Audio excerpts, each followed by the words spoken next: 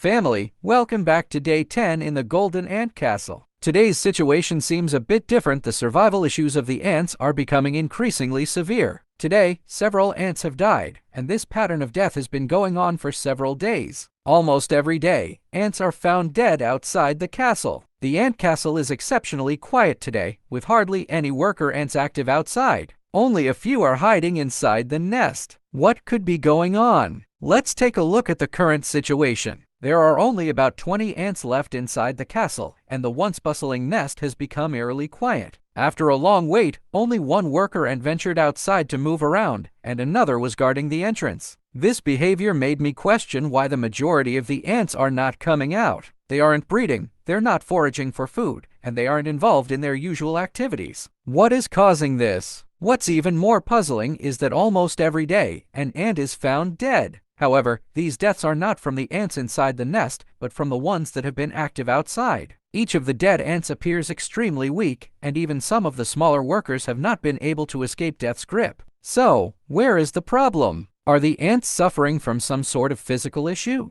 Or is there some fatal threat lurking in their environment? Let's revisit the living conditions of the ants. Ants are highly dependent on a stable environment. Temperature, humidity, and scent all affect their behavior and health. Particularly when the temperature is too high or too low, or the humidity is not right, their survival rate can plummet. Although I have provided them with ample food and water, the temperature, humidity, and the design of the nest may not be aligning with the ants' specific needs, and that's an area worth reflecting on. Optimizing the nest environment is crucial. An ideal ant nest should provide a warm and humid environment, and if the humidity is too low, the ant's health will quickly deteriorate, leading to death. Therefore, I decided to make adjustments to the nest's internal temperature and humidity to ensure the ants can thrive in the most suitable environment. Additionally, I considered creating more varied areas around the nest to prevent the environment from becoming too monotonous, which could make the ants uncomfortable. Another factor that cannot be ignored is the food supply for the ants. Although I have regularly provided food, including sugar, water, and ham, the ants seem to show no interest in these offerings. Based on observations, they haven't responded enthusiastically to the food,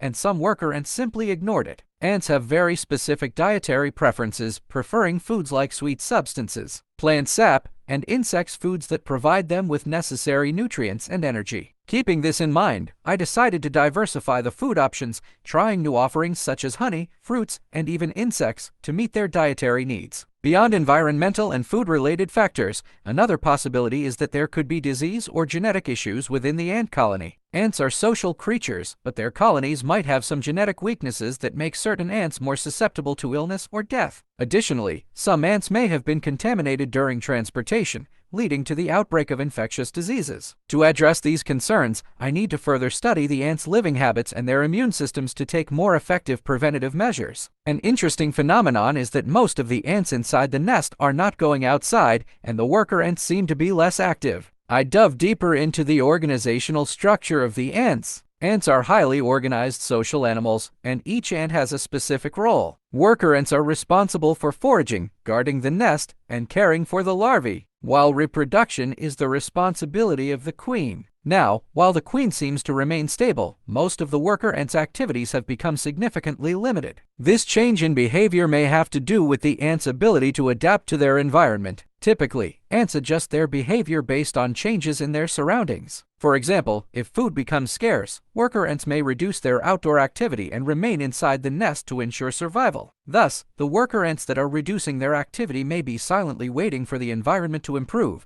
or perhaps they are entering a form of hibernation or rest. As the number of ants continues to decrease, I can't help but worry about whether the Golden Ant Castle will make it to the 30-day mark as originally planned. With such dire circumstances, I am beginning to reflect on whether my management strategy for the ants has any shortcomings. What was once envisioned as rapid development now seems to have turned into a life or death struggle, with every surviving ant fighting for its existence. This isn't just a story about ants, it's making me think deeply about survival, growth, and adaptation. Although the current situation is not ideal, it also marks a new beginning. Moving forward, I will continue to optimize the ants' environment, diversify their food supply, and gradually restore their vitality. I will also focus more on their health to ensure they can breed and thrive in the best possible conditions. The future of the Golden Ant Castle is still filled with hope, as long as we can find a way to solve the problems at hand. Going forward, I will create a more detailed plan for how to run the golden ant castle. I will make sure food and water are more evenly distributed, so the ants don't have to wander around searching for resources. The most important task will be to observe the ants' behavior patterns more closely to better understand their needs and create a more favorable environment for them. Of course, none of this will be easy, but it is exactly these challenges that make the world of ants so fascinating. This isn't just a challenge for the ants, it's also a challenge for me. I hope that in the coming days, I will see the ants stand tall again, ready to face the challenges ahead and build a thriving community once more. Family, do you have any good suggestions? How can we help the ants of Golden Ant Castle get through this tough time? If you have any ideas or advice, feel free to leave them in the comments. Let's hope the ants can recover and thrive once again in the coming days.